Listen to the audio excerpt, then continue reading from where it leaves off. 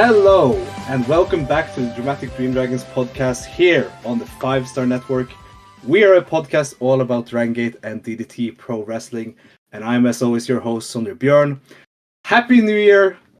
Welcome to me back from Japan. We are 2 weeks into the year before we managed to do a recording, because I was for 2 weeks into the year in Japan. We are the full trio here, of course. I'm joined by both Yannik and Dylan. How are you guys doing? Happy New Year. Happy New Year. Happy New Year. And Dylan, of course. It's been Yeah, so I long. count too. I'm sorry. I'm so happy we can record again so I can finally watch some Shoshi again while we do so. Yeah, what Joshi show are you watching today? I'm watching Ice Ribbon from the 13th. Okay. Awesome. I still have a lot of Ice Ribbon to catch up on that I want to catch up on. How dare you not go to Rivermania while you had the chance in Japan? That was on New Year's Eve. It was. I think it was a smart idea of me to sleep in on New Year's Eve, considering how the Fair night went. But yeah, I went to Japan. Yeah. For those of you who have followed along on my Twitter and Bluesky, I went to 18 shows and 14 different promotions on those 18 shows. I did go to DDT twice. No DRAGONGATE, unfortunately, because they weren't run in Tokyo in the timing I was there, and I was only in Tokyo. But first of all, I just want to say thank you to all the listeners I met and all the friends I met there in Japan. It was very cool and very surreal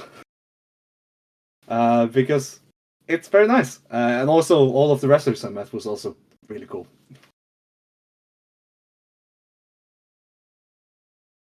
It's always fun to talk about a show where people were there in person, so there you get another perspective on it, and that's what we can do once again. And I have a feeling that this show live in the building was 10 times better than it was on stream. Because we are, of course, 2 weeks too late for this review, so we won't do a full review of every match, because I don't think any of us can remember every single match in detail from this show. Ultimate Party on the 28th of December 2024, DDT's Tokyo Ryugoku Kokugigan year-end show in Sumo Hall. This show did 3,579 fans. I was one of those 3,579 fans. I was there in the building. I was basically at the end of the first row on the second floor or first floor. I was basically looking right at the entrance, and I could see the entire building from where I was sitting, which was very cool. I did not miss a single spot for the entire show of Ultimate Party. Front row on the balcony is really good. Yeah. And I, immediately when I sat down and the Ready Go theme started playing, I knew I'm this show is going to be my favorite show of the trip, because I'm in a DDT big show.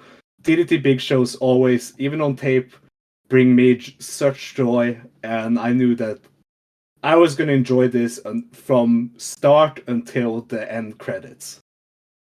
And I did. I was very happy with the show. I was shocked about how much I enjoyed the main event. The main event, me and Striga, shout out Striga, talked right after the main event ended. We met up and we immediately said, yeah, that did not connect live on tape probably as much as it did for us in the building. So that's going to be my first question to you guys. KOD Openweight title match, the main event, Chris Brooks defeating Daisuke Sasaki, getting his V1 of his second reign of the KOD Openweight title, and hitting a Praying Mantis Bomb number 2 after 36 minutes and 55 seconds to get the win on Daisuke Sasaki in a brawl, a big Daisuke Sasaki match that was worked very much like a big Daisuke Sasaki match, which meant I was pretty much on the edge of my seat because of the heel work. I thought it was very engaging in the building. But Yannik, how did it translate live? It was so long. I watched it twice actually because I really like the show overall. But I mean, I stood up at 6 a.m. to watch this, so I felt the length after a time.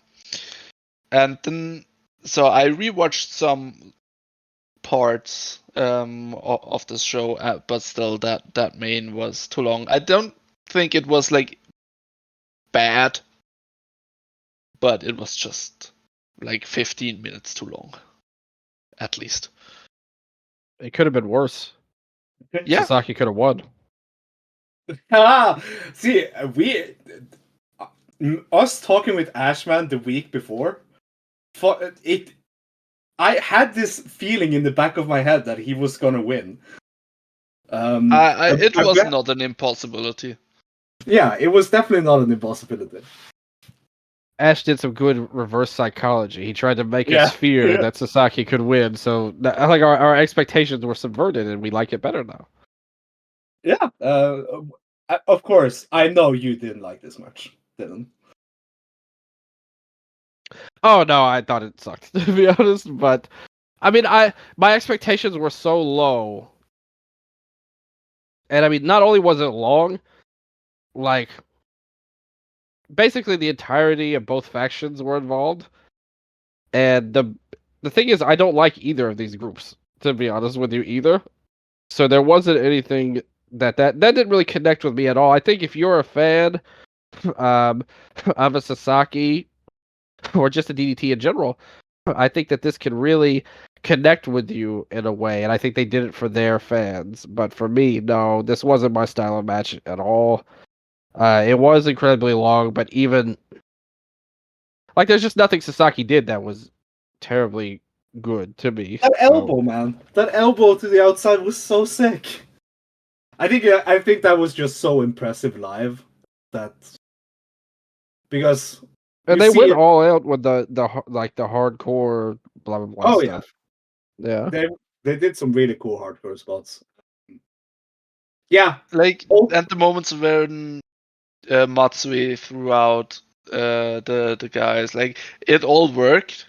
And I was quite engaged, and then it just went on. Yeah, it went. That's the thing. I didn't feel it in the building. But I was shocked when I saw that this went for 36 minutes. I didn't really think that it was that long, but when I think back to it, maybe it was. And it was the main event of like one of the biggest shows of the year. So if you're gonna go long, this is probably the time to do it. But really, the whole show was also long, so I think that that's another issue as well. Again, didn't feel that in the building. It's kind of weird because you would have thought that you would be tired from sitting in the building for so long, and like I was definitely wanting for an intermission just so I could go to the bathroom. But I did end up doing that both before the main event and what match was it? After you did not get match. a Taka match. After the Kano match, I went to the toilet. But like, I felt this show never stopped, and it felt like it was pretty like in a good way. It felt like it never stopped because I thought the action was always going and it was always something to watch because it was the first big show I'd ever been to for DDT. So I was kind of starstruck of the promotion. That's fair.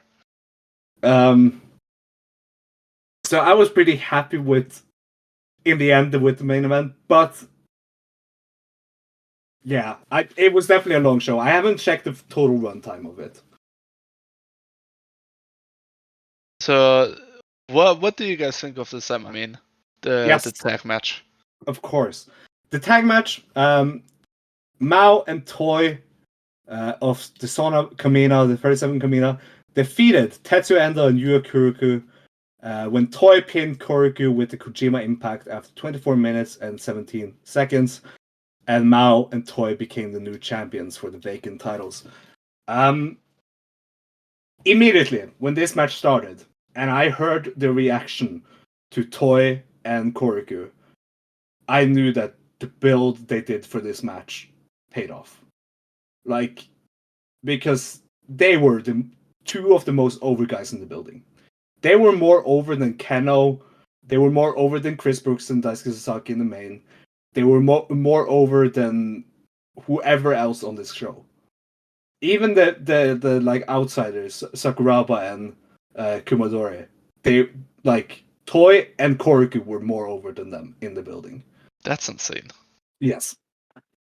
It was such a awesome feeling to see how much this build paid off for them, and when how the match was done, I was so happy with it as well. Like, this is my match of the night, and I think it's the same for both you guys.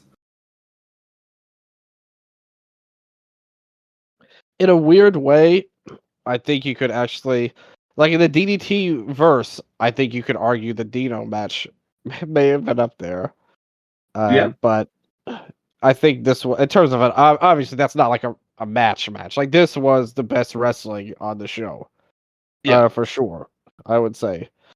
Even the pre-match build up to it, like the video they played was all about like Toya and Koroku. Like, they didn't even talk about the others.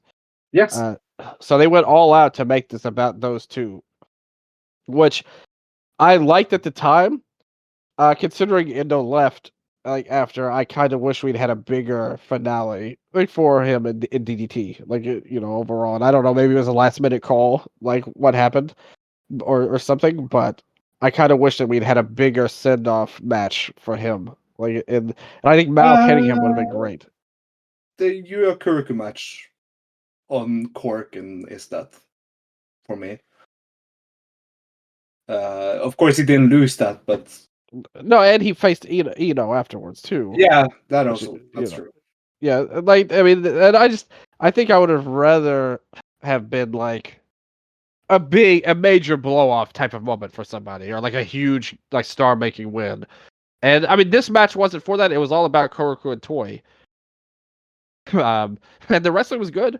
Mao and Endo held up their end of the bargains. And obviously Toy and Koroku, they told their story great, and they wrestled really great as well. So no complaints really about that match. Yeah, the best match on the show. I remember, I think Valkyrie was it that said the match had a weird structure, but I don't quite remember what he meant. I liked it watching live. I liked it watching back. It really felt like... No, let's start at the beginning, because at the beginning, Endo and Mao were doing high-speed Endo and Mao stuff, like the Universal title match they had. And I was like, yes, this is the Endo I want to see. And then it just more and more evolved into the Koroku and Toy match, and that was really good. Like, it definitely, like, we even on the feed we knew like the fans are liking this, and they did good, and it felt like their match. Yeah. So the thing is, when the match started and it was Mao and Endo, people in my section were like, no, Koroku, go away, like, Toy and Koroku. They were clearly like, no, doing like call outs for Toy and Koroku, and I was so impressed with just like it's so awesome. The fact that this very short build managed to make both Toy and Koroku like guys over guys in Sumo Hall. You said it was like 50-50. Yeah, between like who the crowd wanted to win. Yes. Yeah. Yeah. That's very cool. Like it makes me very hopeful. Yeah. I was very very happy with this match. It was exactly what you want from like a rookie. Like these two shouldn't really be rookies anymore, but it was an elevation for them. And hopefully, like next year, both of these two won't be in the D-Generations Cup. Yeah. We're gonna talk about that later. Yes, yeah, we're gonna talk about that later, of course. Mao and Toy winning the titles, that is the predictable outcome. Like both me and Dylan said that we would prefer Korakuen and Endo, but Toy and Mao was the predictable one. And knowing what we know now about Endo, of course, him and Korakuen winning would have been weird. Which, by the way, we're also going to be talking. We're saving the Tetsuya Endo news until we're done with 2024. But Tetsuya Endo did say after this match backstage that he will be disbanding Burning. So I remember Striga because I was I was in the line for Rika Tatsumi when Striga found out about this, and Striga like told me when I came out of Rika Tatsumi's line, like, "Oh, Endo is disbanded Burning," and I immediately was like, "What? That's random." And he did it backstage, not on Korakuen or something. But of course, it would make sense already on the second day of the new year. So, but any final thoughts about Burning as a unit? It's funny that the most interesting parting was when Akiyama left and Okada was out, and like Ino of all people was like the one that kind of made it interesting. Yeah. I enjoyed the last run. Yeah, not so much what happened before. What about you, Dylan?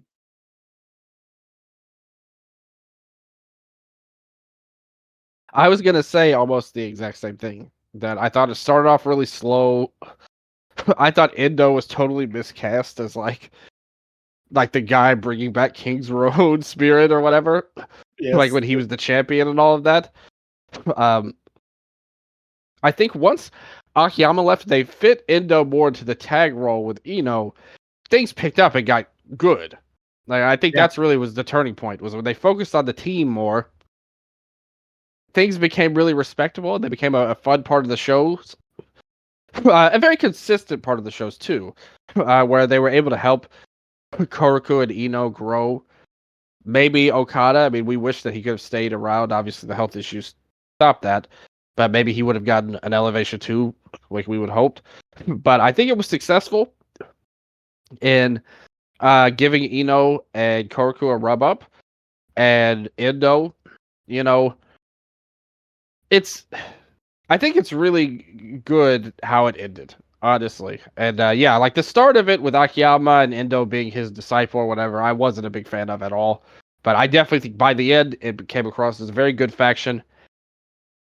And I think it's actually a good time to break up before it gets old hat. I think they're at a good spot now. There's no reason to keep dragging this on. Like, let the young guys move on to their own thing and give Endo something new.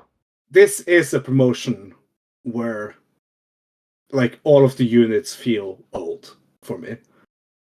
Like I fair. Like 37 Kamina, they're old. I still think of them as Takeshita's unit. Like that, and that's so far ago. Damnation, they were old before they became Damnation TA. So yeah, it's Schadenfreude. We just don't like them.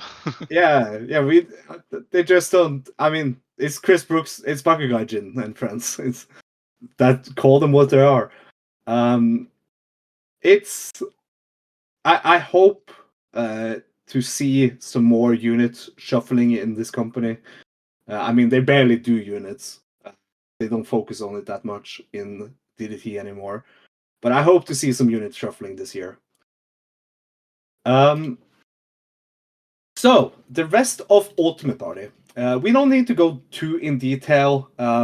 What did you guys think of the two special singles matches? Nothing, of course, Dino versus Invisible Man. Dylan already mentioned it. Very DDT comedy. Exactly what you expect from a DDT comedy match. And it was cool. Dino made us all laugh. Yeah. Yukio Eno versus Takeshi Masada and Yu Nakayama versus Yukio Naya, the two special singles matches. We'll start with Ueno and Masada. Is there any big takeaways on this for you guys? I In the liked building, it. it was It good. was cool. No reason this had to go 16 minutes. Yeah. It was a predictable Yukio Eno wins with the VR after a really good finishing A switch. really good WR. Really Yeah. good finisher. And like the last 5 minutes of this match was pretty good. Yeah. It was good. Yeah, it what was a- good and fulfilled its purpose, and hopefully they can move forward with Masada. What about Akiyama versus Yukio Naya? How was that on stream? Like obviously big watch party. I liked it a lot, but I felt I was in the minority with that. Like I really like this. Yeah. I mean, again, predictable outcome, Yu Nakayama winning. I am a bit disappointed by that. Like, Yeah. they should have just given the win to Yukio Naya. I mean, did this match turn you around on Yukio Naya, Dylan? Oh no, I thought it was so boring. Look, I thought it was. Yeah, I was like, I thought he totally dragged that. And to be honest with you, I'm not even a big fan of Akiyama these days. I think he's really past his peak. Do I say this? Yeah, I can say this. Yukio Naya had almost no people coming to his merch line on the Yokohama Radiant Talk Show. I do feel bad about that. To be honest, I want everyone to have lines and fans, but when his music started in Sumo Hall, I saw almost half of the venue from where I was sitting.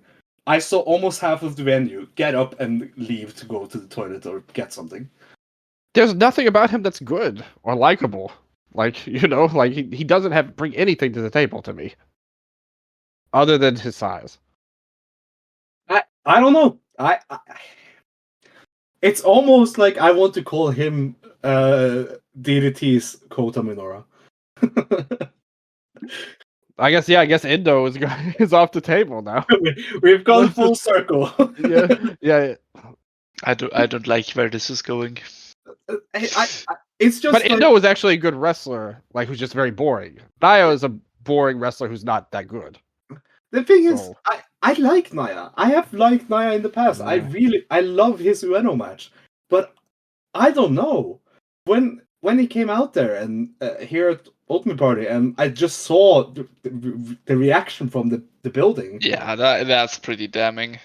It was like, okay, that's damning evidence of why this guy isn't it. To be fair, the DD crowd also rejected Higuchi, who is awesome. Yes. And better than him in every way. So, because that was how it was for him too. Yeah. What about this special tag match? Noah versus DDT. Match of the night. I freaking love this. Yeah, I mean, in the building, it was pretty crazy also. I was howling. I loved this so much. It was good. It was really good. The hater energy of Kano married with the hater energy of Shinya Aoki. And Owada was there to eat shit. And Keigo mostly too. Keigo was there to eat shit. He got murdered. I was a big fan of this in the building, of course. Yeah. This is the way Keno like we talked about the Yamato match. Like this is not the way we should do Keno into promotional matches. Him in the main event doing title matches where it really should be a home guy. This is how you do Keno matches into promotionally. Oh, it's so good, and it's so simple, really. And it's so like it's perfect length. It's just barely 12 minutes. I think if Keno had been a part of, like, let's say Keno, instead of Yamato, he did a title match with Ueno when he was champion. I think you could have gotten a lot more mileage out of that, because you would have had, the connection with the DDT people. They would have let Keno talk a lot more. Like, you would have had more opportunities to, like, raise that up, and they could do angles with it with the Wrestle Universe connection. The Dragon Gate stuff with Yamato, that was just a total nothing that didn't do anything. Yeah. So that was a rematch of a 6 out of 10 match. Like, why would anyone be so? Keno versus Ueno would also have been like, even Keno, if he challenged Chris Brooks tomorrow, that would still be an unpredictable match because Wrestle Universe could be like, oh, let's do Keno KOD. Let's see what happens. And like Dragon Gate, we know that Dragon Gate wouldn't allow the Dream Gate to go away from Yamato at that point. I honestly would be okay with a Keno KO the Ultimate Title Challenge now that I think about it. I think him and Chris Brooks could probably be really good. If they built it up, if they just do it like a nothing match like they did with Yamato, then that wouldn't be any better. Yeah. Like, but I think the thing is, he would have more chances to do that with DDT, regardless of the champion, just because he would have the context. He would be able to set the context surrounding his match, and his vibe. He's really right at home being this comedic guy. Like, ultimately, like in this DDT promotion, like he is that guy. I mean, we saw it with the match with Sasaki. Like, he is a DDT guy, like in his heart. Like his spirit is more like a DDT wrestler than anything else. Which, I mean, comes from his Michinoku Pro background, of course, which he has the comedic 100%. Stylings there. Yeah, so, like, he fits here a lot better than in a DG. Yeah. Or a situation like that. Even when they did the New Japan and Noah feud, that didn't really pop off that much. But, I mean, they did do some fun stuff with him and LIJ. But again, he got the chance to build that up. Yeah. But if you're going to do it because ultimately this match didn't really have that much build up to it. No. It was just a fun mid-card match. So yeah, like, if you're going to just throw somebody in, this is the way to do it. But I do think he could honestly be successful if he had a chance to build up whatever his title match would be. I mean, he's obviously going to be a big show challenger for Osawa in Noah this year. Yeah. Because they clearly built to that at the Noah Korakuen. I'm sorry, guys. I'm gonna be a Noah watcher this year. Osawa, the real rebel, has turned me into. I just lost so much respect for you. Yeah, I'm sorry. I'm so sorry. And Endo's in his group. Yeah, we'll get to that. In other news, my TAW save of Dramatic Dream Dragons Pro Wrestling is about to buy out Noah. So. What? Yes. Okay, wait a minute. Now, you have never told me about this save, Sondre. I asked you about TEW before. Yeah, I asked you about this TEW. No, I 100% have. Okay, first of all, you're totally making stuff up. You told me Journey of Wrestling was what I should play. I asked you. Yeah, it was Journey of Wrestling I meant. I'm sorry. Oh, okay. Fake news. No, it's not fake news. I don't remember this about us buying Noah, but no, because that is new. I recently did play that, and I haven't come to the month yet. Okay, I'm 1 month away from buying them out. They have accepted the offer. Who's our world champion? Oh, our world champion, Yuki Oshoka. Okay, Yuki Oshoka has held the title for over a year. You're so predictable. Yes, I know. It's time to flip this title. Sondre, you didn't consult the booking committee. Although I love Yoshioka too, so I'm not against this necessarily. But we need a plan. Who is the next champion? Hey, when Noah is bought out, Kaito Kiyomiya. I'm finally doing Kaito Kiyomiya versus No, Yuki we Yoshida. can't put that geek as the champion. Jay, No. you heard Jay on Open the Voice Gate when they talked about Kaito and Don't- DG. He don't hated worry. it. Don't worry. When Shin Skywalker comes back from injury, he's winning it. It Even in should the be game. Chi. Every other answer is wrong. All hail our overlord. This is not a women's promotion, Yannik. We recently did introduce the women's title. Natsume Shousuke is the first champion. No, why can't Chi-Chi be the first champion? Because I haven't signed her. She's big leaguing me. This is about to be a power play. Me and Yannik are taking over the promotion side. You Yeah. But okay, four successful years becoming the best Japanese-based promotion outside of New Japan, and this is what it gets me. And we're Best buying that could happen. And we're buying Noah. Good. They need to be sold. Anyway, Yeah.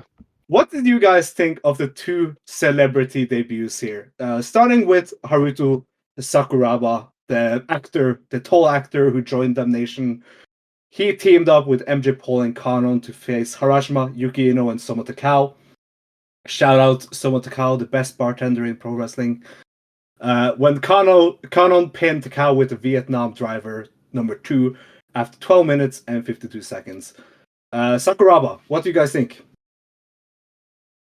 I think he has a lot of presence, Yes, and he totally makes up of how much work he needs. Like this was a ton of fun. It was not a good wrestling match. Don't expect that. But I was thoroughly entertained by it. He was very tall. Yeah, he definitely has the presence. He is making people feel things. Yeah. What about you, Dylan? What did you think of Sakuraba? I felt things. No further comment. Okay. He is big. Like, there's no doubt about that. I mean, is he big like Omos? I mean, I wouldn't know. You saw him live. Yeah.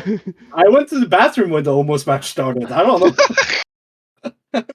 Well, nice. I'm gonna have to negotiate Omos once we buy Noah in your save to try and get a push there. But that said, Sakuraba, I will have Chi-Chi squash Omos. No arguments from me on that. But I just realized I shouldn't tell you guys who the tag champs are. Oh no! Well, now you have to tell us. It's the heel team of Kota Minoura and Tetsuya Endo. They're the same person. I love it. I know, which is why I teamed them up. love it. Highly approve of this. Like I said, we need to figure that out. Now that's going to be an ongoing storyline on this show going forward. Who is the new Endo that we can compare Minoura to as the boring but decent wrestler? Like, we need a good wrestler who's very boring. We need that in DDT to compare Minoura to. That's going to be, we're going to see Soma Takao.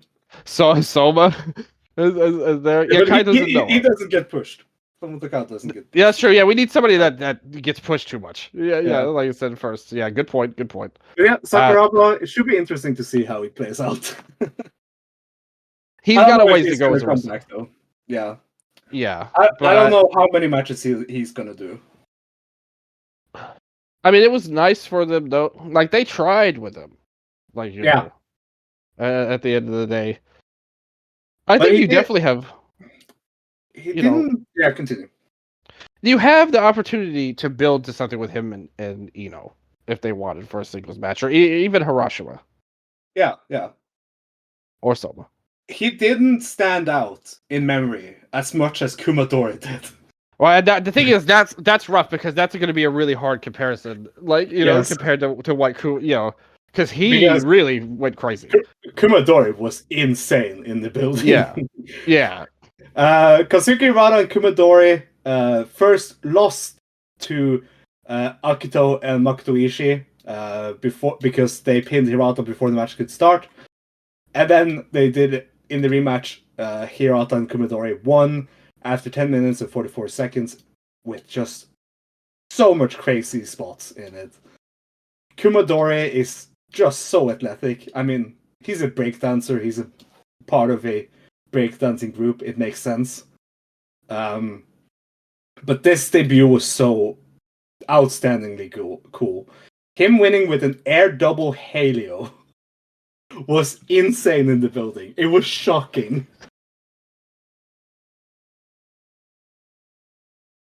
So how did Kumadori do on tape? I think a very smart person said in the preview that dancers make for good wrestler, and I think that very smart person was right. Yeah. I don't know who said that, but I trust him. I trust him with my life. I did.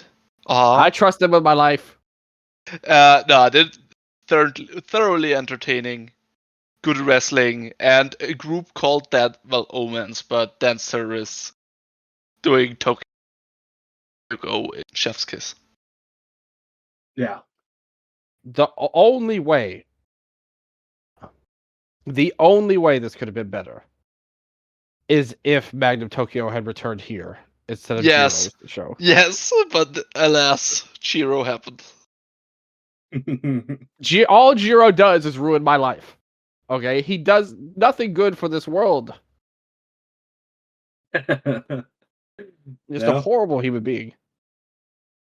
It definitely was a moment. It's been a while. I don't remember all of it anymore. He did so many crazy high spots that it was so it was so confusing because I didn't expect him to go as wild as he did with the high spots. And that was really impressive. Well, when you're that athletic and charismatic, I mean, he's already part of the group. Yeah. And it's not like he's going to be a regular guy. If you've got a one big spot for yourself, then why not go all out with it? Yeah, definitely. Rest of the show, we don't need to talk about. The TGPW versus DDT match, very fun. Of course it was. All of the idea to do the yearly Tetsuya Koda versus Hisaya Imabayashi match inside another match is very good. That was cool. I also, by the way, I have officially met and talked with Koda. Okay. And handed him money also as well. So this happened. When did you do that? After this show, when I noticed that the TGPW girls were doing meet and greets after this show. Yeah. So we can blame you for what happened at Itanion. Yes, I did tell him to put Mizuki over. Yes. Okay.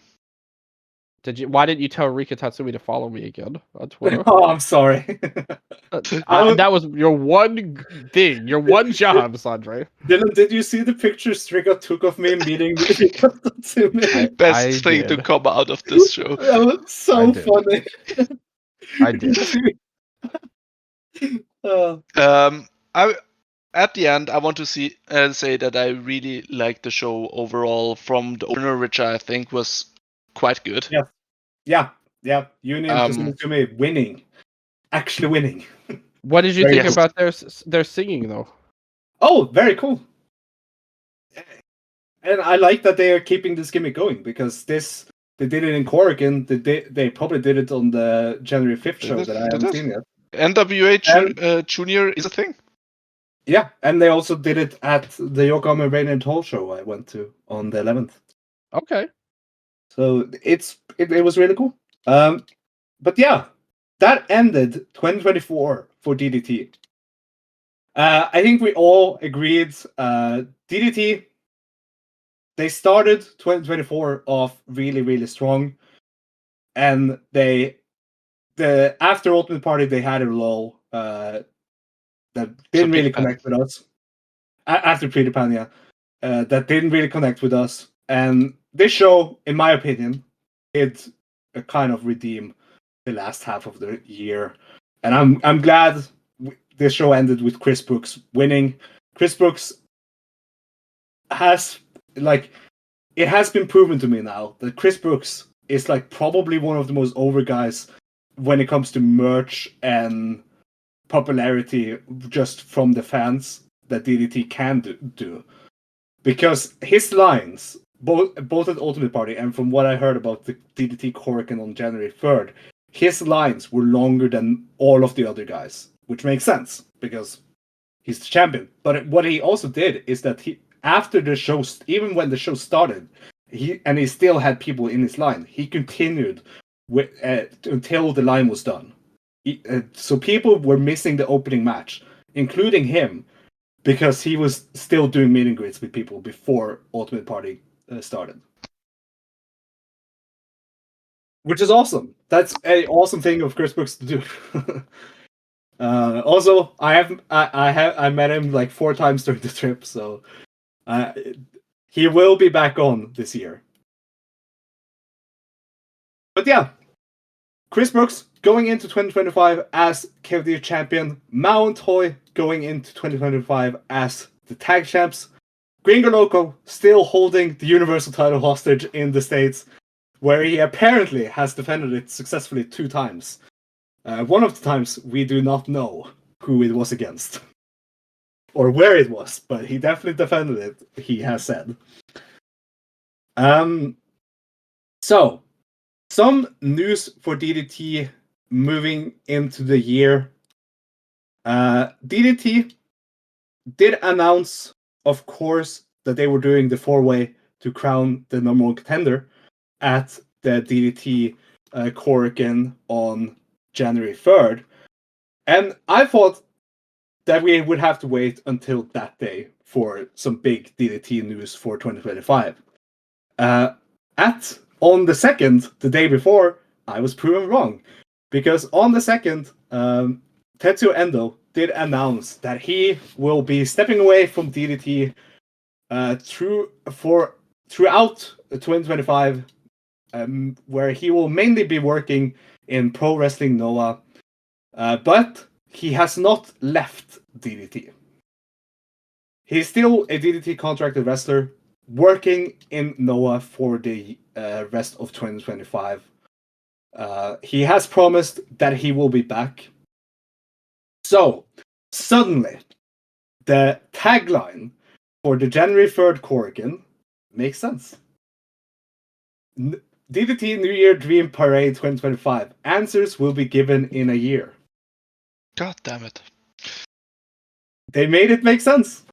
I knew they were going to do something that made it so that I was going to know what they were doing.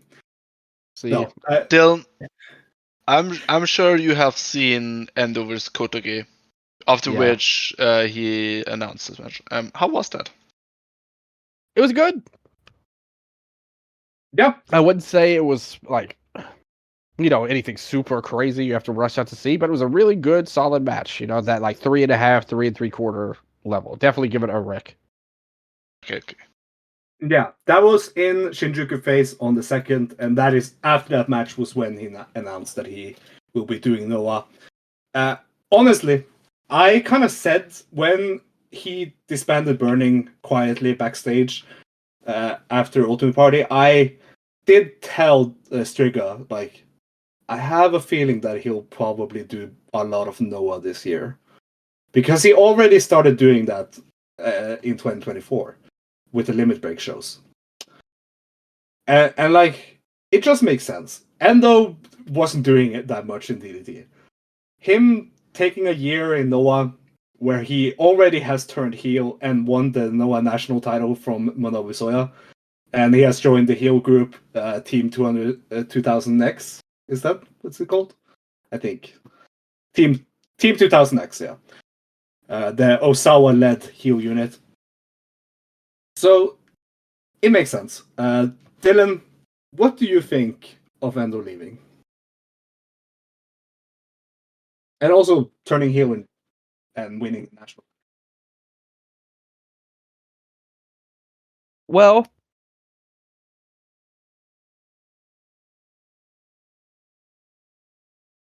it's something I've really wanted to see for a long time now. I really think that the companies should do stuff like this more. If somebody's stale in their own company, there should be the option to move them over, to give them new opponents, new storylines, new opportunities.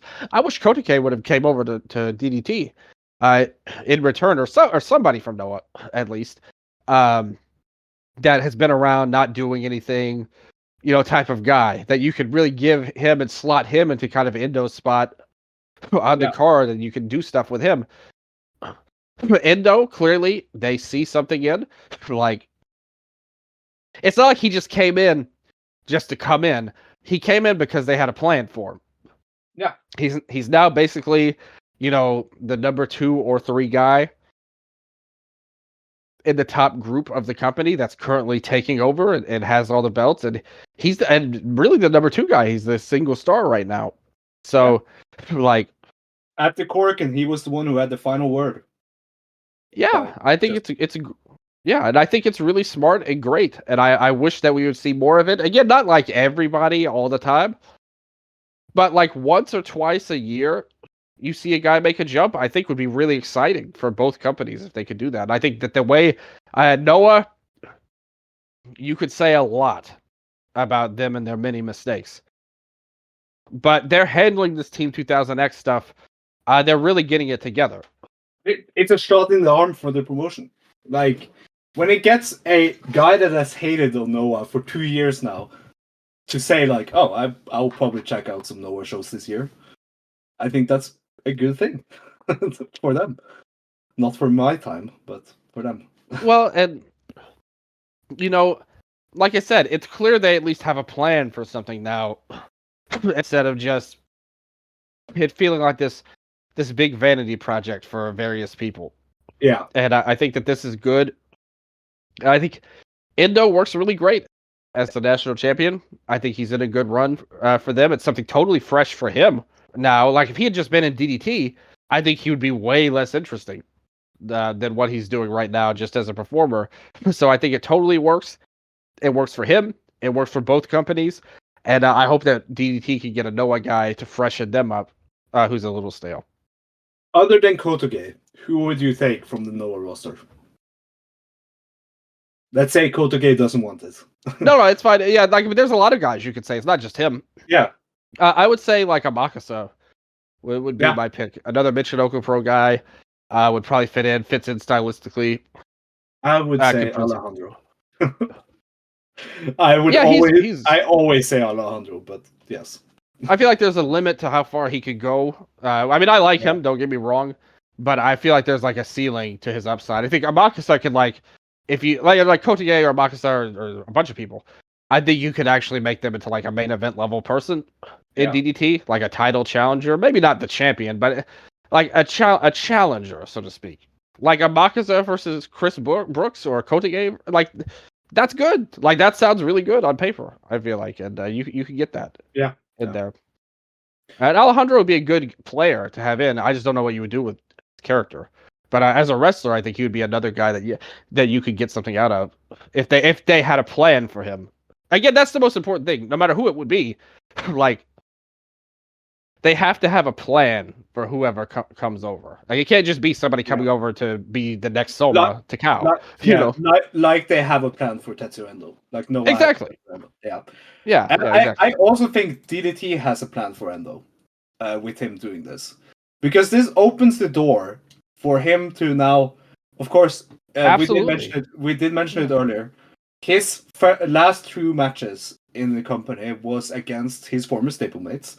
Yuya Korakuen and Korakuen, which I thought was fantastic, and was a great performance from Korakuen.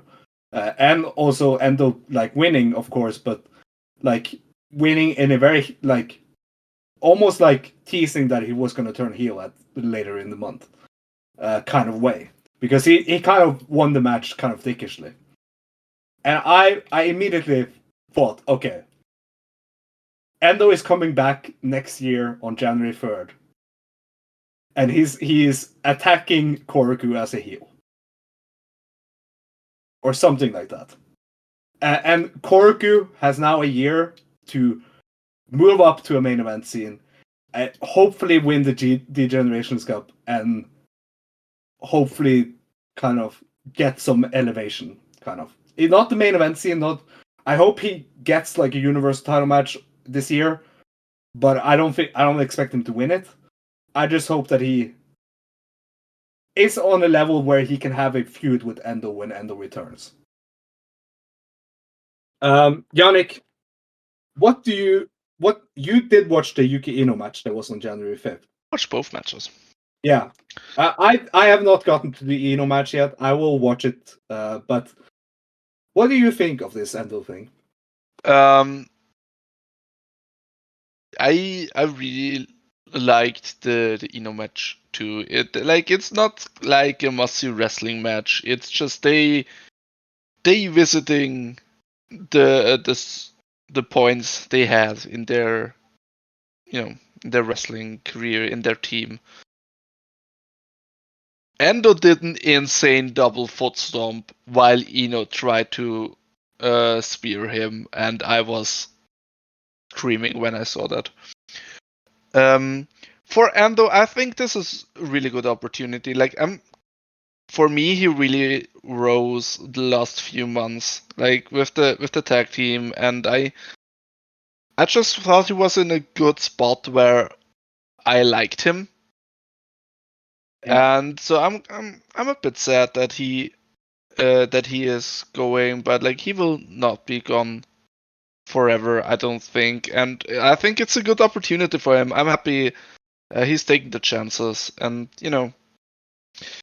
as much as I like to clown on Noah, in my opinion, deservedly so. Yes. It can be a good place for him, and I hope he can be happy there, and I hope he gets respect and respected. And he already got a title in the stable, so I like that. Yeah. What do you guys think of my prediction of him returning as a heel? Sure. Whatever. I This isn't a glowing endorsement of him. No, like people were crying for him to become a heel again, and I didn't like him as a heel. Yeah, you didn't like him as a face either. That's true. It doesn't really matter to me. Right now, I'm not sure he will come back like the full-time Endo that he was. Oh yeah, there is a big chance of him not coming back as a full-time DDT wrestler. Yes. Yeah, and that's just what I think will happen. Yeah, I hope they do take his stuff out of the merch line, because I got a sticker for him on their like random sticker pouches that they sell. So you want to have it as a rare? I guess it's like in the bottom of my suitcase at the moment. I still haven't taken it out of the pocket of the suitcase pockets. But yes. Also, DDT, continuing with the DDT news at the start of the year, Shuji Ishikawa won the 4-way KOD Openweight title #1 contendership match on the January 3rd show in Korakuen, where he defeated Danshoku Dino, Harashima, and Kanon. I do believe he did pin Kanon at the end. I honestly forgot. It was not a good match. Yes, it was not a good match. But of course, Shuji Ishikawa was outside of Harashima. Shuji Ishikawa was the better of the people who could face Chris Brooks. Even though I would love another Dino match, I think that like we already got the Dino match last year. We won't get another Dino KOD match this year. But Dylan, what do you think of Shuji Ishikawa being the first challenger for Chris Brooks in 2025, which will be Chris Brooks' second defense? It will happen on January 26th in Korakuen Hall. I think that there's one person that got robbed in all of this that should have been the contender. I think if somebody knew what the hell they were doing around here, he would have been. But unfortunately, I think there's some politics going on, and I've heard some negative things. But Invisible Man, how is he not getting a title shot right now? That would be so good. Explain this to me. You just said it yourself. Dino was the number one contender last year. He got a clean win with multiple invisible interferences, but a clean win nonetheless. And Chris they would just love doing that. To do that. anybody would. I think that match ruled, man. Like that Dino Invisible Man. Imagine Invisible Man getting a KOD Ultimate title shot. That's amazing. Only want it. if they get the glasses again, so the commentators can see Invisible Man. Yes. Oh yeah. Yeah, that whole thing was awesome. So we need that again for sure. Imagine though, to answer your question, Ishikawa totally fine with that. The big dog has a ton of history here. They can play off of that. I hope that they have like a really strong match with each other. I think they can definitely do it. Yeah. With Schadenfreude, it's kind of, like you don't know what kind of match you're gonna have with him as long as this is going on. But I think it would be a good match. Hopefully, we get some singing out of it with the big dog. I think is the main thing. And I mean, by God, imagine if Kanon got the title shot. That would be way worse. By the way, I did reach out to some listeners and friends of the show to ask for some predictions a couple of days ago. I did get some. Oh, Kanon is winning the DO, or he's winning either Universal or taking the title from Brooks. I got a lot of those Kanon is winning predictions. Who would want that? I mean, Ultimate Bulldog. Why would you do this to us, Bulldog? I mean, we asked this. Yeah. Don't question the Bulldog. Yeah, Okay. Let's remember that Ultimate Bulldog is the only Hyo fan that exists in the world. Okay. But yeah, Shuji Ishikawa is a logical guy. They did have a really good preview 6-man tag at the Yokohama Radiant Hall show I went to. Where I went there with a Joshi fan who isn't. I mean, he likes DDT, but he doesn't watch DDT that often. He basically, after the main event, he turned to me and he said, I'll probably go to Korakuen to watch Chris versus Shuji Ishikawa. Because they had a fantastic preview in this show on the 11th in the main event. Which was Akito, Harashima, and Shuji Ishikawa defeating Chris Brooks, Masahiro Takanashi, and Takeshi Masada. A very, very good preview that really hyped me up for Shuji Ishikawa versus Chris Brooks because they had some really good stuff there. What about you, Yannik? Any big thoughts on Shuji Ishikawa being challenger? Big thoughts. I think it's a good decision, though. Yeah. So moving on to the tag titles, Mao and Toy's first defense of the tag titles was decided after they won the titles in Sumo Hall because Yune and Kazumi went out and challenged them. They said that they want to have the match not in Korakuen, but tomorrow on January 18th in Shinagawa. That is also live on Wrestle Universe. So tomorrow, Mao and Toy will be making their first defense of the KOD tag titles against Kazumi and Yune. Very, very cool match. Of course, Sumi and Yune getting this is very deservedly. I am really, really looking forward to this. Mao and Sumi had a great singles preview in Yokohama at the show I went to.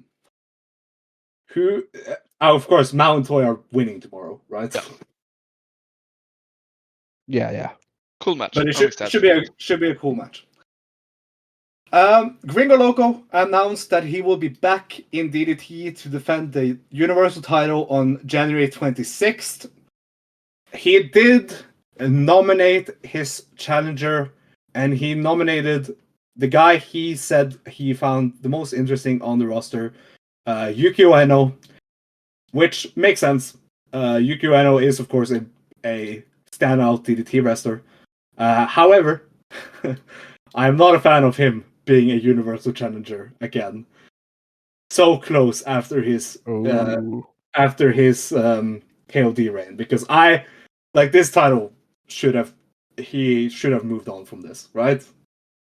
I see. I'm just not a fan of Gringo Loco coming to Japan. Like just in general, I'm not sure we need this title. So if it just went forgotten somewhere in the States, I would have been totally fine with that.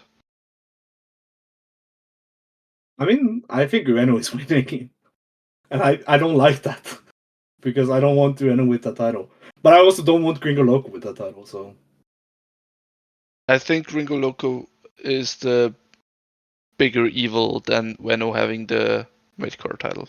yeah, I see that. What about you, Dylan? What do you think of this?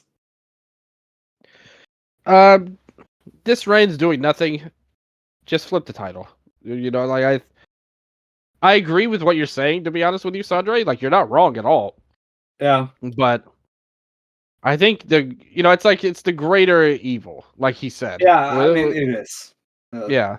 And it's not, I don't think anything of Gringo Loco as a wrestler bad. I think he's a talented guy in the ring.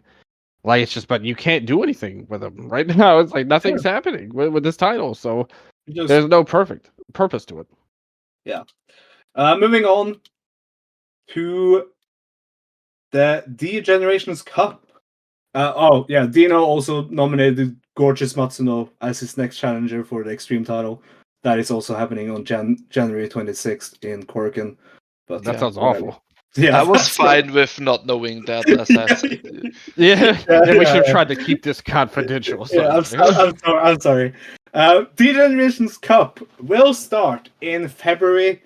With the final being on the February Korakuen on the 23rd of February.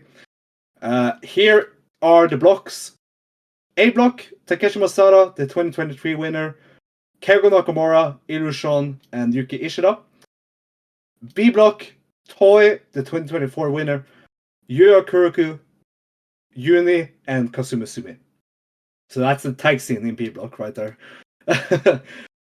Some big news about the D Generations Cup is that the winner will get a KOD Openweight title match in April in Korakuen on a show that has been nicknamed Change Age 2025, Your Lie in April.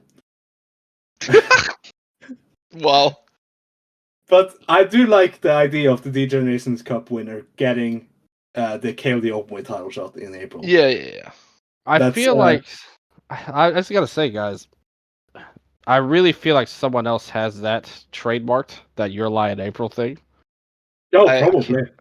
I can't put my finger on it. I just don't know who.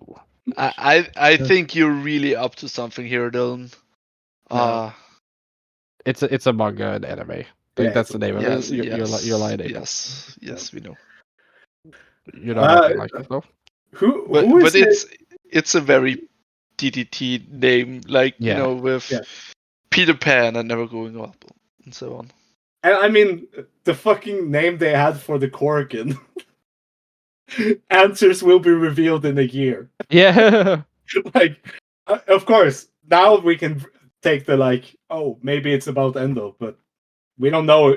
We don't know who it's about until next year on January 3rd. So, but yeah, that is DDT. Right now, in January, who are you guys feeling for winner of the D Generation Cup? Should be Yuya Kuroku, right? Keiko is also in there, right? Yes, in the A block. I saw that and was pissed. Yeah.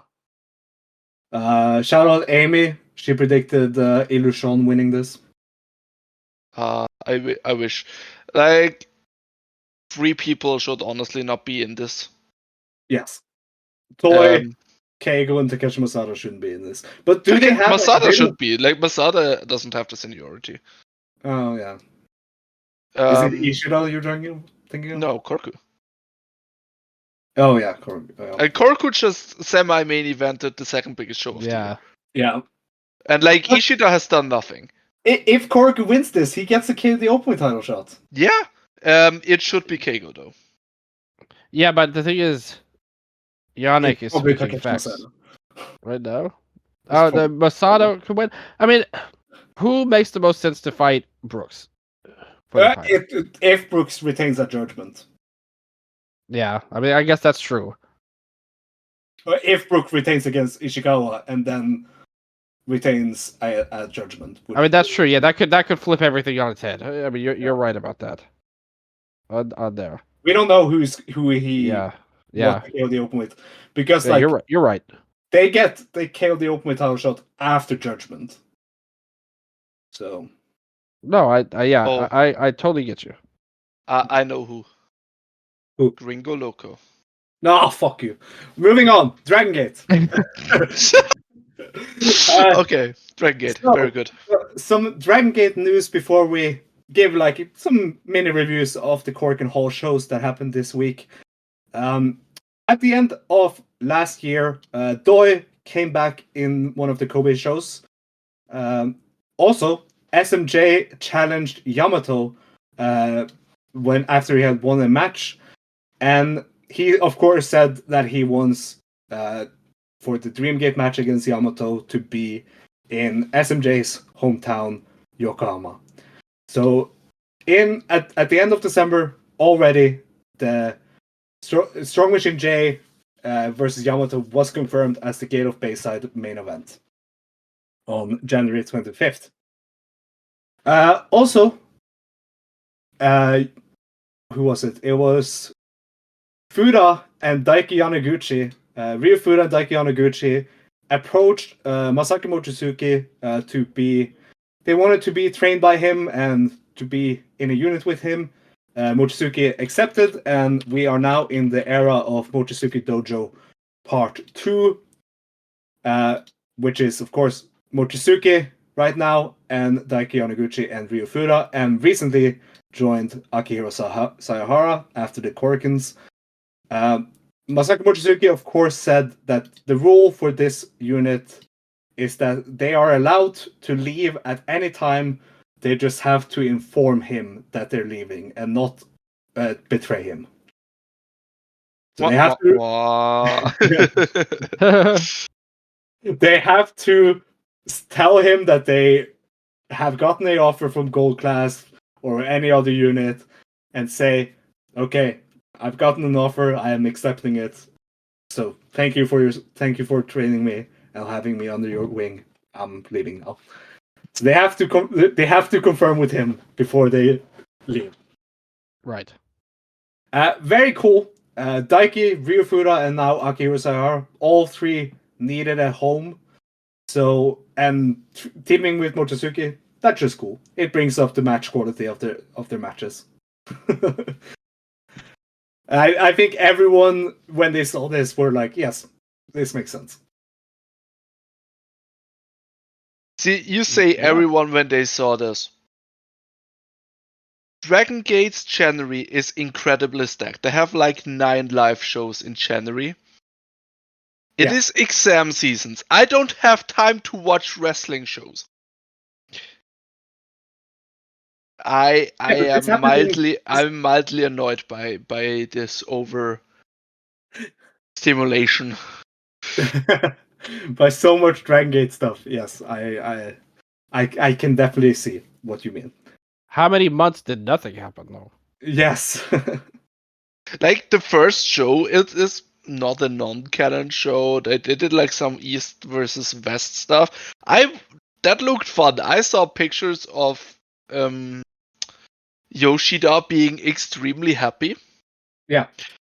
And I don't know what happened. I don't have the time. Thing is, Yannik, even though the Kobe Art Center show on the 9th and 12th, and the Kyoto KBSO show on the 12th, and the Edion Arena Osaka No. 2 show on the 12th happened, I don't think the KBSO show happened. I think that happened on the 11th. But anyway, even though those 3 shows happened, on the news front, I'm still in December. Yeah. Yeah. Yeah. So just some real quick ending of December.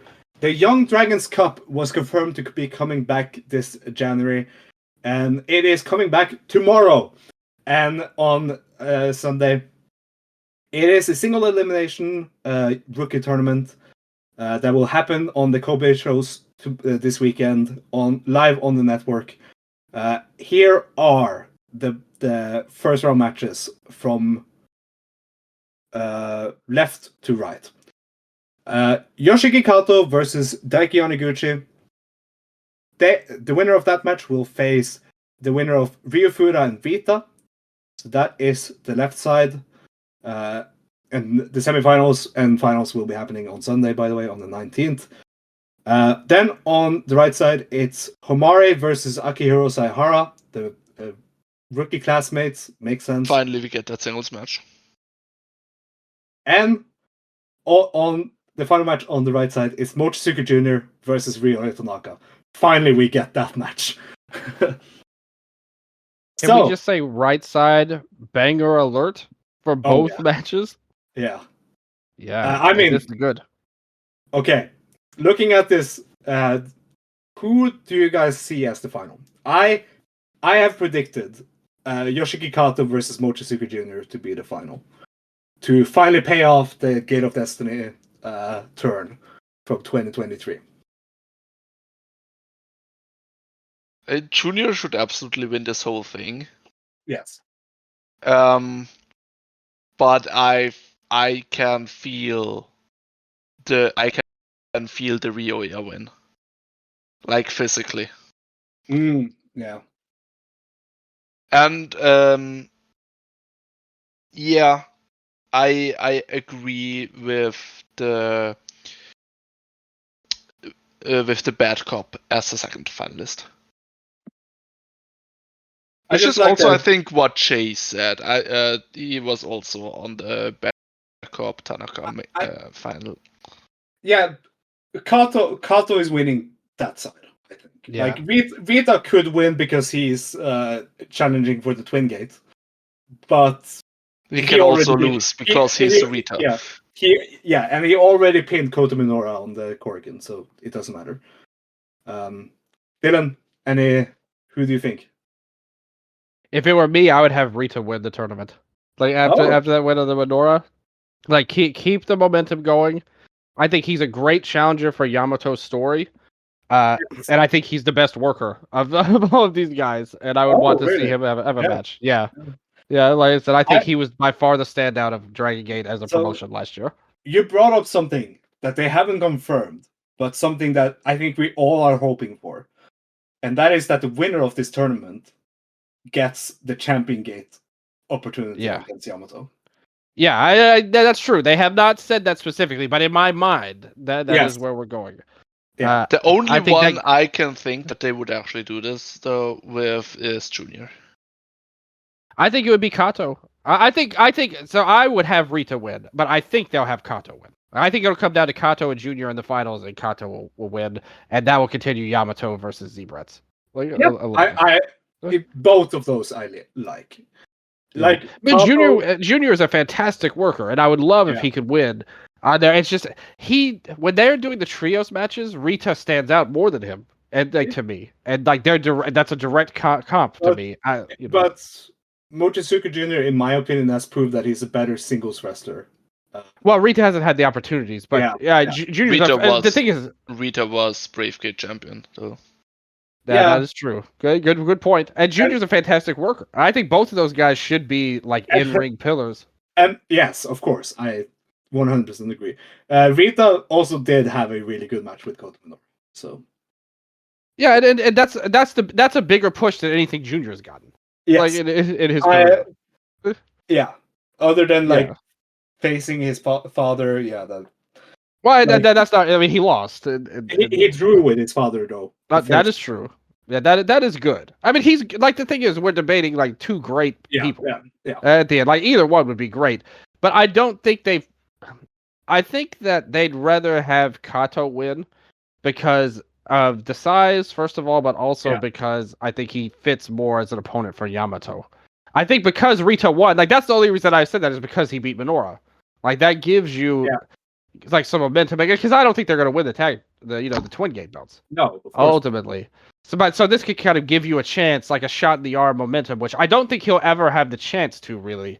Like at least not ever, but at least this year they don't have it set up for where Rita, like theoretically, Junior could be a main event player in a couple of months if they so wanted to have it be that way. Rita, I think that opportunity window is much smaller. So like I think now you've got that.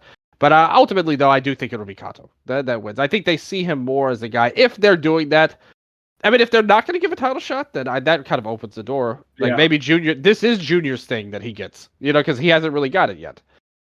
The Kato versus Yamato, both Kato, Rita, Junior, and Tanaka, all four make sense to face Yamato at Champion Gate.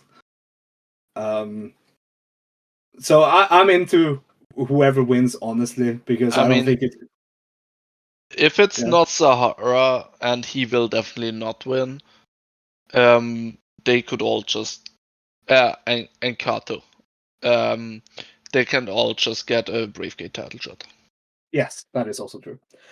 That would be fine as well. That is actually totally perfect. If that happens, I would rather Junior win.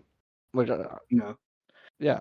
But we'll see. Of course, happening on the network this weekend. First show is tomorrow at a 5 p.m. Japanese start time. I don't know what the rest of the card is, and I can't be bothered to look it up. It's fine. Other news before we get to Korakuens. Jackie Kame joined Gold Class on the invitation of Rita in the Kyoto KBS Hall show. Rita said that he felt a spark during the Mexico versus Japan tag match that they had on the Konomawa Ishikawa retirement show, and he had invited Jackie to hang out with him and the rest of Gold Class during the break, and after Jackie hung out with them, he was accepted into the unit by Ben K and the rest. So they are officially now 4 members, which is good. Jackie Kame joining Gold Class. He needed a place to be.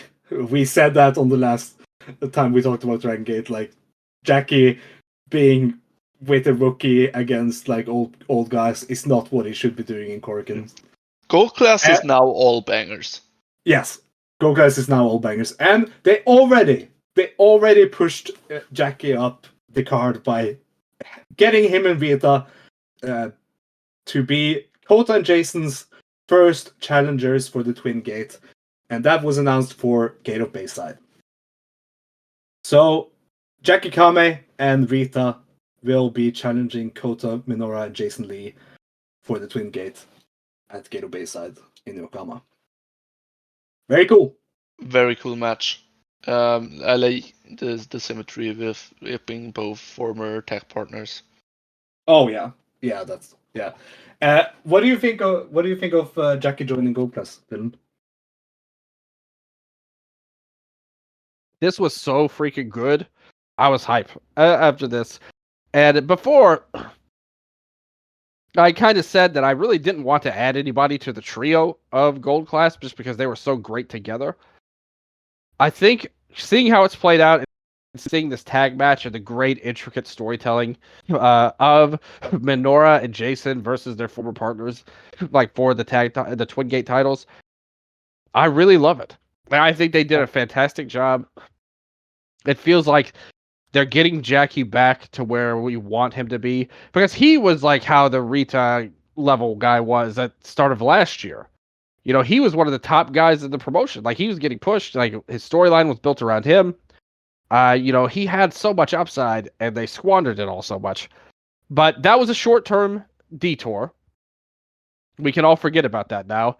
Him and Gold Class definitely has a ton of legs, and I think that this pairing is a great team as well. Really, any of them would be a great pairing, though. Like, I think in Gold Class, like, anybody could work. any role. They could all be singles guys. They could all be tag guys. They could win the Triangle Gate. Doesn't matter. Mix and Like match. yeah, exactly. You can do whatever you want with any of them. They're all great, and I think this match is going to be Jackie. I have a feeling, win or lose, which I mean, I think that Zebrats will win. I mean, it would be a great moment if they won, considering the storyline. But I don't think that'll happen. I think the Zebrats will win. But still, I think this match will be very much focused around Jackie. Like, this is going to be his spotlight match, where, like, he shows that he's still the man. Yes. Pretty much. Hopefully. I don't know. Like, tag matches involving Jason and Jackie have a great record. Track record. Yeah. God damn it. And I don't think that, like, in any of those, one person really stood out that much. Like, they were all really great team matches. Yeah. So, but we'll see. I'm really excited. I just see the most important part of this, which is we will finally have another chance at good Jackie gear. Yes. Yeah. Still not new gear. He still were wearing his overalls at Korakuen.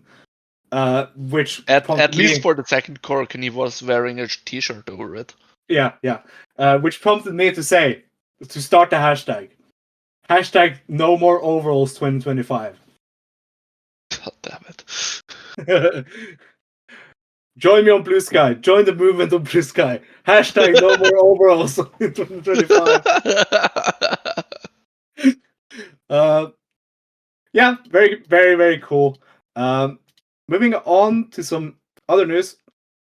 D-Courage, at the same KBS Hall show, D-Courage, Dragon Daya, Madoka Kikura, and Ryo Tanaka made the challenge for the Triangle Gate against the team of Kagetora, BB Hulk, and Susumu Yokosuka. That match was also set for Gate of Bayside. Shockingly, this will be D-Courage's first chance. Any trio in D-Courage. First chance for the Triangle Gate titles. That is something I find shocking because D-Courage has, well, when Yoshioka was still around, like this trio of him, Kikuta, and Daya was like one of the best trios that Dragon Gate could put on. And them never getting a title shot for the Triangle Gate was so shocking. Because they're like the perfect Triangle Gate. I'm also okay with this Tanaka being here with them. I think that's cool. I honestly wouldn't be surprised if they won. They should. They should. Yeah, Like, yeah, why they should. have it on the old guys? But yeah, that was the news before Korakuen Hall. Of course, they had two Korakuen Halls back to back this past week. I mean, they had first on January 15th. They had a one-on-one premium New Year show. Open the New Year Gate, New Year Premium one-on-one, live on the Dragon Gate Network. Of course, here we had some fantastic singles matches. The entire card was singles matches. I'll start out with with the opener. Masaki Mochizuki defeated Mochizuki Jr. with an inside cradle after 10 minutes and 18 seconds. This was just great wrestling. It was like the match they had last year. Just like it wasn't the same level, of course, because that match was special. But this was just the same amount of violence, and it was very, very nice. Yeah. It was good. Good sequel. I did have a friend of mine who isn't a Dragon Gate fan, who was in the building for this, and he was shocked. He was shocked about how good Mochizuki Jr. was, and he was like, "Wait, is this guy Mochizuki's son?" And I was like, "Yes, don't you understand the Junior?" And he was completely floored about how good Mochizuki Jr. was. And the matches have been so good between these two that when he finally gets that win, it's gonna feel like an epic moment. That to me is like a Kobe World match, Yeah. like the match where he finally beats him. Yeah, for sure. Kyo versus Kota Minoura. No need to talk about this. Kota Yeah, I skipped Minoura this. Kota Minoura got disqualified on purpose when he hit Hyo with a chair. Hyo is going nowhere in 2025, and honestly, that is good.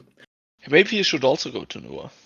Yeah, maybe. Yeah, honestly, let's send Hyo also to Noah. Have him join Team 2000. Yeah, sure, whatever. X. Yeah. Imagine the Hyo and Omo spots. Hyo and Endo as a tag team? Oh my god. Oh my god. Hyo Oh. should go to Noah and found Team 2000Y. Bringing it back to Journey of Wrestling. I did have Hyo on my roster for like 2 years, and he was like the biggest pinfall taker ever. And he because I'm on year 4 now. He asked me in year 3, "Hey, can I go to MLW?" And I immediately was like, "Yes, leave." Please leave. But yeah, moving on. Casey versus Luis Monte. This was very good. 9 minutes and 45 seconds. Casey time got the win for Casey. This was just awesome. Luis Monte was working a very fun Rudo style while still being babyface. That he didn't work at all last year or during his title reign. And that was crazy. Yannik, I told you you had to watch this match. Yeah, I've messaged you right after. Like, where has this Monte been? Very fun, very nice shirt.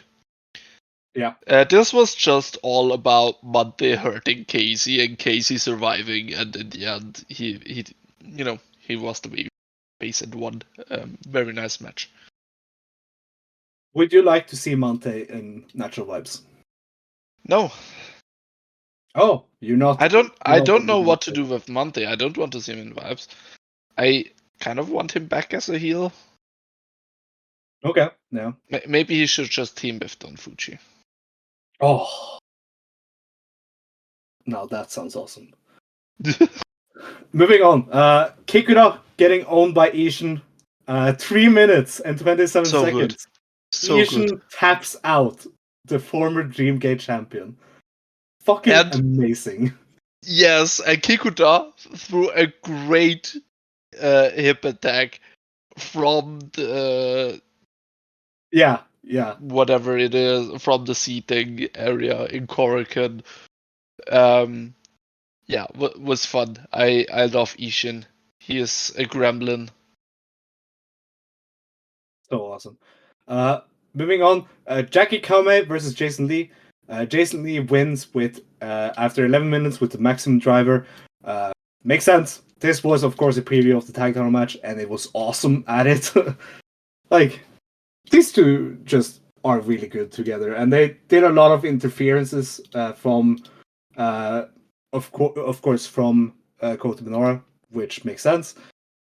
But it was all to set up the match after the day after, which was basically the same with him with Kota Minoura versus Rita. This, of course, was better in the in-ring than that match was. I was really, really happy with this match. Least surprising match ever. Like, I don't think it's that notable because No. it's just Jason and Jackie. Yeah. That's what they do. I did love the post-match because Kota said that someone who was his mini and Jason's lackey has no chance against him and Jason. So he's promised that when he beats Rita the day after, that he would cancel the Twin Gate title match. That's Rita funny. and Rita had such a good babyface retort. Like, he was very passionate in his promo, saying that he has been waiting and getting ready for the singles match against Kota Minoura ever since Kota Minoura betrayed him. Very cool. Then Ben K versus Shuji Kondo. This match went 12 minutes and 13 seconds. Ben K won with a spear, a predictable finish, of course. Big heavyweight action, big boy heavyweight action. Yes, I was working while this match was happening mainly, so I couldn't really pay that much attention. But it was. There's not good. much to say about it, but Yeah. I really enjoyed it. Big boys. Then Strong Machine J versus Susumu Yokosuka. Strong Machine J, of course, had to win here to build momentum for the title match against Yamato, Susumu's faction mate.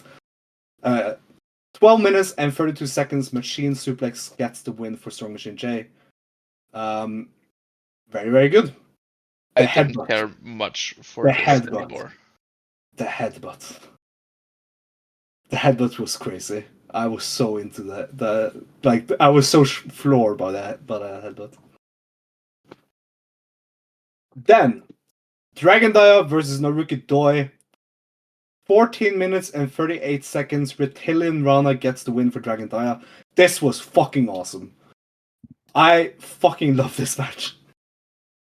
I gave Dia best junior last year, and I was so into the junior heavyweight spots in this match. And then when Doi got cut up, I was like, it was a nasty cut.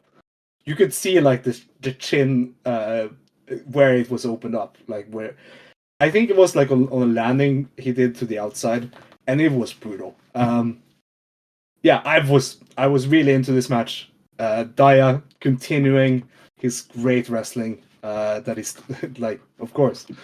Dylan, did you like this match? Dia versus Dia. Oh, this was a banger. Yeah. Like Dia versus Doi, man. Dia just feels like he's hit this like another level even where he was at already. I think he's working with total confidence right now. You saw it, he got the win here, and you see how, what a difference it makes in his run. Doi is always very reliable. He hasn't been my favorite in All Japan. This latest go around as the junior champion, but he's a guy, again, very consistent, very reliable. I thought he was a perfect kind of base player to put against Dia, and I thought Dia just killed it here.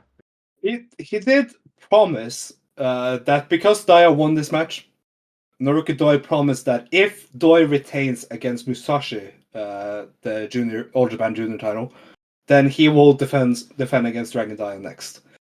Sadly for Dragon Dia, I think Musashi is winning, and I hope he is winning. Honestly, as an All Japan fan, I want Musashi to win the title from Doi.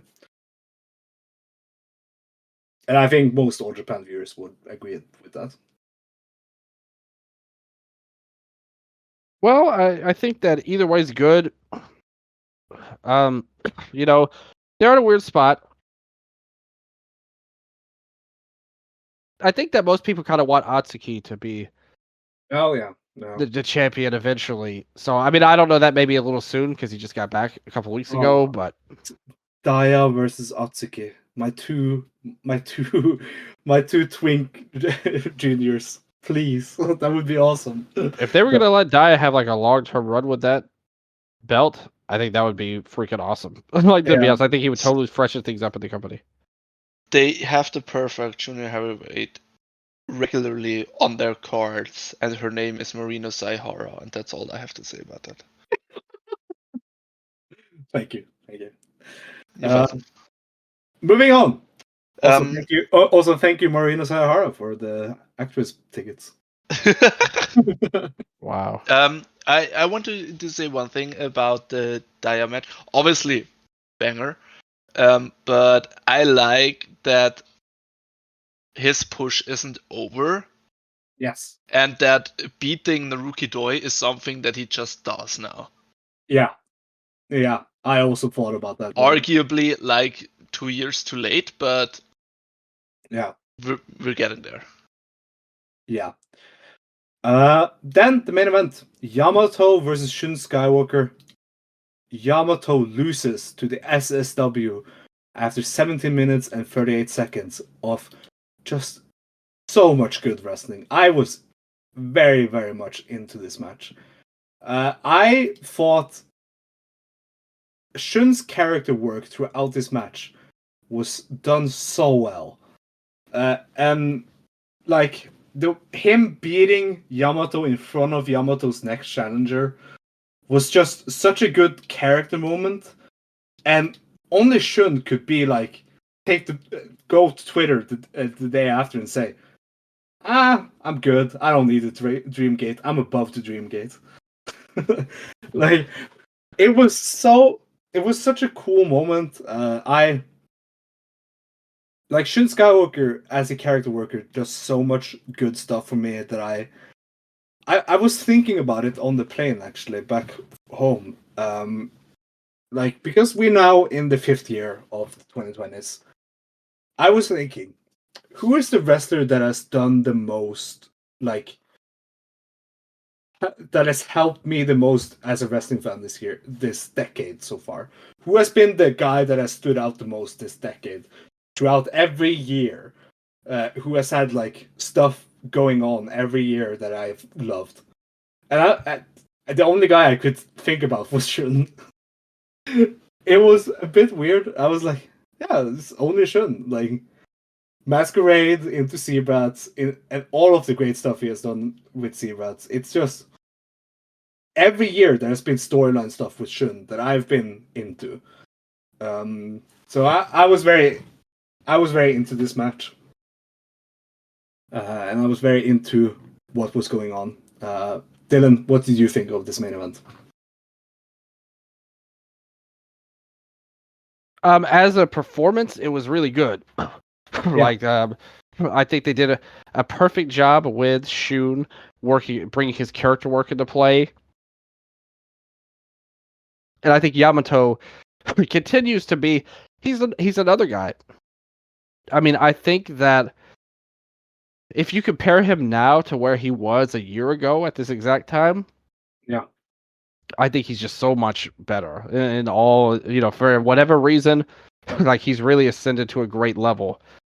As far as the thing that really made this match and put it over the top for me was, like, Shun won. Yeah. Like, I was so surprised that happened.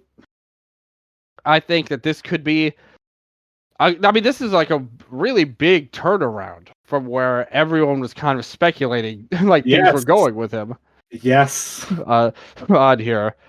And I just think it opens the door for a ton of interesting things, like, depending on where they want to go with it. But also, I think it does play into, I mean, I remember our last episode, I was warning that this impending Zebrats doom may not be as fast as we think it could be. And it definitely feels like that right now. Like, I mean, this total, and like now it really makes no sense for anything to happen to Shun. Yeah, and of course. I have moved on from that because they're obviously putting the Dream Gate probably.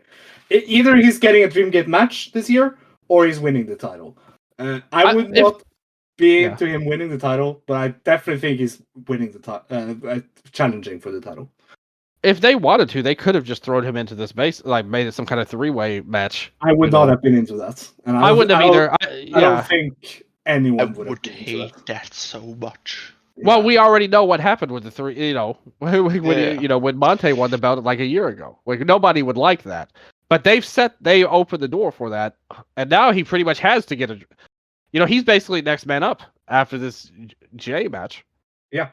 Yeah, and also, like, a comment like, I don't want to be champion, I'm above that, is nothing a champion should let slide. Yes. Which would make for a great V1 for Jay when he will eventually win this title on January 25th. I mean, I'll say this, because Shun beat Yamato, I think that increased his chances from, like, I mean, it's still like from 1% to like 3%, but it's honestly, the post-match promo he had on yesterday on January 16th. He looked like a star. He looked like a fucking star. Yeah. So I wouldn't be shocked. I wouldn't say it's a I don't think he's gonna win. Like the storyline purposes, everything would be out of whack if that happened. Yeah. Like you're totally cutting bait on Paradox, and I just don't think they want to do that. Like Yamato's just too strong of a champion right now. Yeah. But I mean, Absolutely. Let me tell you, Yeah. if Jay has a million fans, I'm one of them. If he has one fan, I am he. If he has 0 everyone's a fan fans, of I his. am dead. Hey, You are. Everyone's a fan of his. That's news from you. Hey, you make fun of me every time I buy into Casey getting a title shot. Yes. So yes, I do. Who said I wasn't a fan of Jay? You're not a fan. You're not a fan of Jay the way Yannik is a fan of Jay. That is what. Well, I don't think he's. I mean, I think he's doing great in his role. I loved what he was doing. He's really good. Yeah, and he's like I said, that promo, like you said, like he came across like a legit star. Yeah. This is his chance to really prove. Like if they come out and I actually think that's more important. If he were to win the title and the match was like ho hum, I think it's more important that he delivers a star-making performance in his hometown in this major match. It's the biggest match of his career. I think Yamato will be motivated to get him there as well to the best of his abilities, and it's going to be nice to have this kind of match like that can really elevate a guy. And I hope. And I not only hope, I really expect him to deliver big, to be honest. I think that this will be a great match and one that's very memorable. I think the crowd is going to be really behind them. And I think that he's going to bring everything he can to make this the star-making performance. So even if he doesn't win the title, I think he could win in the grand scheme if based on his performance. Yeah, I like that idea. But I think that that's it for the New Year Premium show. I did like the concept of having only one-on-one matches. It did get a bit tiring. Like 9 matches back to back, all being one-on-one, got a bit tiring.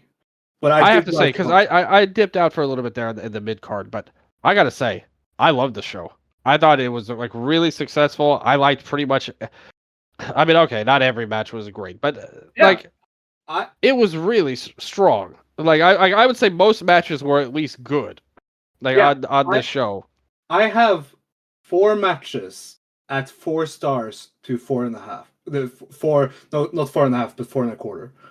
I have Mochizuki versus Mochizuki at 4.25. I have Casey versus Monte at 4. I have Daya versus Doi at 4.25, and I have Yamato versus Shun at 4.25 because of the character work mostly. But also, I did really love the Yamato and Shun work that they did in the final stretch. But I also recommend like almost every match on the show. It's just I thought Jason and Jackie was a good piece of business. Oh yeah. It's also like maybe take a break when you've reached a halfway point, because like 9 singles matches back to back can be tiring. I know that. I kind of wish that they had. I kind of wish that they had given some stakes like to this. Like, oh yeah, if this kind of show was like in the format of a one-night tournament, I think it could have been like an all maybe not an all time, but like a legit great show. Yeah. Like if there, if we had some dramatic final. But even then, I think they did a lot with what they had here. So I was a big fan of this show. I thought it was really strong. Yeah, it was certainly better than Night 2 in Korakuen. Night 2 in Korakuen wasn't really a like, you could see that they had done all of the work the day before. Because this was more of a storytelling show. Not that many like twists and turns, but just further advancements towards Gate of Bayside. Of course, happened on 16th, live on Dragon Network, of course. Opening match was Masaki Mochizuki, Ryufuda, and Daiki Yamaguchi, Mochizuki Dojo 2 versus the veteran duo of Don Fuji and Toruwashi and Akihiro Sahara. After the match, which was a good opener, after the match, Fuji invited Akihiro to join Fuji's dojo, but Akihiro said no and said that he wanted to join Mochizuki, and Mochizuki accepted. Very, very nice. Gives him a home, and it gives him something to do, because Like, this guy, ever since he debuted, like, he debuted in Osaka. We already forgot about him when he debuted. So him now being one of the fourth member of this Mochizuki Jojo number 2, part 2 was very cool. It also gives Don Fuji something to think about. Yes, yeah. Lingerie Muto lost the Owari Gate to Takao Yoshida, a female version of Takashi Yoshida. I haven't talked with Amy about this match, but I'm sure she loved it. Of course, Yoshida won via fan decision, but he did pin Lingerie Muto after by kissing him. Also on the show, Naruki Doi, Hyo, and Problem Dragon lost to Kai, Ishin, and Yoshiki Kato in a very short match. Kai got the win, and after the match, he asked for his match against Masaru Tanaka, that is going to be happening at Gate of Bayside, to become a hardcore match. Masaru Tanaka came out and accepted it, so Kai, in his hometown, will be facing Masaru Tanaka in a special singles match that is going to be a hardcore rules match. What do you think about this, Dylan? I haven't talked to you about Tanaka coming in. So.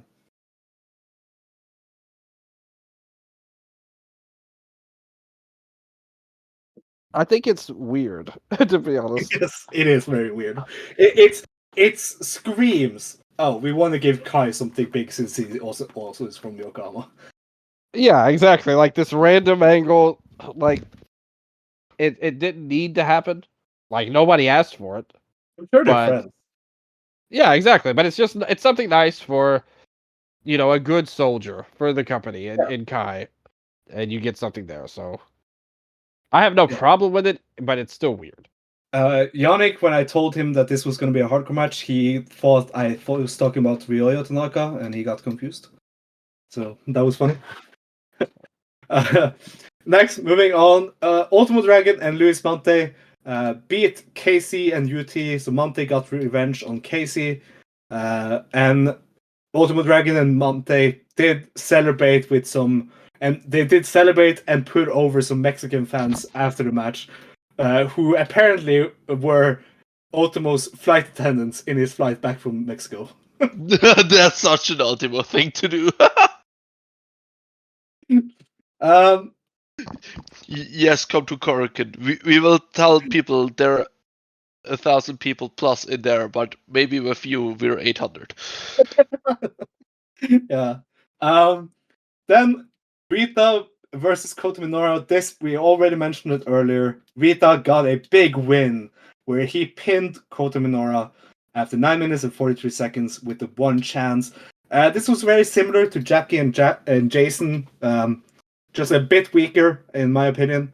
But it was similar to Jackie and Jason because this had a lot of interferences from Jason Lee, and of course did set up the title match very well. I think we're all very much looking forward to that title match. Yeah. Yes.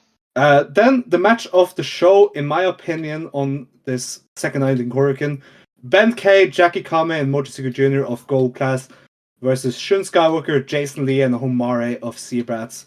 Mochizuki Jr. takes the pin when Jason Lee hits a beautiful maximum driver after 12 minutes and 2 seconds. I thought this three-way was so good. No, this trios match was so good on this second night. And then the main event, that I have only seen the latter half of because the live stream got cut off because of a big concert in the Tokyo Dome that was fucking with the Korakuen bandwidth. Wow. Yamato, BB Hulk, Susumu Yokosuka, and Kagetora of Paradox all faced their upcoming challengers at Gate of Bayside. Strong Machine J for Yamato, and for Hulk, Susumu, and Kagetora, Dragon Daya, Madoka Kikura, and Ryoya Tanaka. Daya picks up another win with a Reptilian Rana after 21 minutes and 13 seconds. And again, another win. Not over Kagetora, BB Hulk, so people who are definitely not like high in stature, but Susumu, who was a Dreamgate challenger last year. just like Daya. So again, like Yannik mentioned, Daya pinning big names is now just a thing that happens, and it's cool. I love it. It's the thing we've been waiting for since 2021. Yeah, absolutely. So very cool. I am very into. Of course, all of the title matches that they have set up for Gate of Bayside, I am very into. Since I don't know if we can guarantee a preview next week, depending on schedules, let's just do some quick rapid fire predictions. Dreamgate, Yamato versus SMJ. Dylan. Yeah, I'll go with Yamato. Yannik. Obviously going with Jay. I am going with Yamato because yes. Jason and Kota Minoura versus Rita and Jackie Kame. I'm going with Kota and Jason retaining. Minoli. Yeah. I really wish that the gold class team would win, but nah, I'm gonna go with Minoura and Jason. Yeah. Triangle Gates. D-Courage versus Paradox. D-Courage. I am 100% behind D-Courage. They should win. There's no other logical choice. This Paradox team, I wasn't vibing with winning at all in the first place. So, Yannik. Please, the courage. Please. Dylan. I'm not as down on Paradox as champions as you guys, but I think the Courage should win here. It's I'm just gonna go with like, them too. what do we really need Hulk and Kagetora to have titles in 2025? I think it was like a shock win for that night. If they lose it here, then I really have no problem with it. You know, Yeah. like that just kind of sets up like, okay, it wasn't Yeah. as obvious that they were gonna. Yeah, you know, yeah. so I don't hate it. If they win here, I might have a different opinion coming back on the review. Because the Courage trio is like cool, so Exactly. Yeah. and other than that, we don't know the rest of the card. But I mean, there is no Brave Gate match because Yamato is holding that hostage. I really Yannik, like Yannick's. Yeah. Yeah. I really like Yannick's idea of the one winning the Young Dragons tournament and getting the Brave Gate shot. To me, Yeah, I think that I perfectly do, solves yeah. so many problems. Yeah. It solves the problem of no one disputing Yamato saying that he won't defend the Brave Gate. Yeah. It would be a big twist where the winner says, "No, actually, I want the Brave Gate." I don't think they would do it at Bayside, but Whatever it takes for Jay. yeah, but like, I like that idea. But yeah, my final prediction for who is winning the Young Dragons Cup that is happening this weekend is Mochizuki Jr. I will be rooting for him, and I'm predicting him. Yeah, I would love if he won. I'll go with Kato as my prediction, but I'd rather it be Junior. And Tanaka. Okay, yeah, nice. And in my dream world, Rita wins. Yeah. But yeah, unless anything big happens before, after this Kobe double shot this weekend, I don't think we need to be back for a big preview. So we'll be back for a review of Gate of Bayside. But yeah, until then, Dylan, plug the Eastern Lariat Awards. That's right. Just a little bit of time left, but if you have not voted on them, please go to our Twitter at Eastern Lariat. We are on Bluesky as well, Instagram, all that stuff, YouTube. Go to the awards, vote on them. We don't care what kind of fan you are. If you only watch DG, if you only watch DDT, if you like other promotions, that's even better. But it does. If you only watch the best promotion in the world, Oz Academy, you can vote. That's true. We have gotten Oz Academy votes. probably tomorrow I will put up. I'm gonna do some research on the votes and see just how many promotions got voted on, because we have a lot of promotions that got voted on in one thing. So whatever kind of fan you are, if you are kind of a casual fan, you kind of maybe fell off a little bit, you're just now getting back into it. You're still totally welcome to vote. We really want to have as many as we can get because we love all the fans of the Eastern Lariat. And the awards are our biggest episode. So we really want to bounce back. Things have been a little weird, not just for the Eastern Lariat, but this show as well, because you guys have been in Japan. We were never able I to was really in get Japan. Oh yeah, Yeah. me and Striga. Yeah, true. Yeah, I thought yeah, we were so- talking about Yannik. No. Yeah. But on both shows, things took a little while. I mean, we just came back with our episode talking about Wrestle Kingdom like a couple of days ago. So, Yeah. Things got a little weird, but we're bouncing back hard. And that's why it took a little. It's the voting's going on a little later than usual. Normally, we would already have the show up and the winners and all of that. But we're getting there, and we need your help still. Please give us votes. It would mean the world to me if you did. Yeah. I have voted. I voted while I was still in Japan because I thought you guys were gonna record immediately when Striga came home, but Oh. you didn't. Yeah. Shout out Striga, by the way. He was so nice hanging out with him in Japan. We hung out a lot in Japan, me and him. Oh, that's awesome. And it's so funny because like me and Striga, we've talked like one time on voice, and we can when we did the Stardom review, if you Yep. remember. I do remember that very That's well. been a while. And like when we were talking, like it was like just like as normal as we always talk in text chats. But it's also like it's funny because we are both co-hosts of Dylan, so we have like it just by mentioning something Dylan said, we both like, oh, that thing, and we both are like, yeah, that thing. Yeah. I can attest this is true. Yeah, it was very funny. This is the WXW experience. Yeah, Dylan famous? Shout out all of the guys who always go to WXW and all who I met in Japan who all were saying, "Come to Germany, come to Germany." I felt like a metal band posting a YouTube video and only getting like replies, "Come to Brazil." That was me, but with "Come to Germany." It was weird. Like all of the German speaking people I met who are people who go to WXW were all like, yeah, come to Germany. We have to hang out in Germany for WXW. It was very funny. But yeah, shout out to all the people. I made new friends. I strengthened friendship already made, and it was awesome. It was an awesome start to 2025. Shame we couldn't do the Dramatic Dream Dragons Awards because I totally forgot about it until I got home. I would probably, thinking about it, I would give DDT a C+ and DRAGONGATE a minus for 2024. I don't care what the category is. I will be voting Gigi.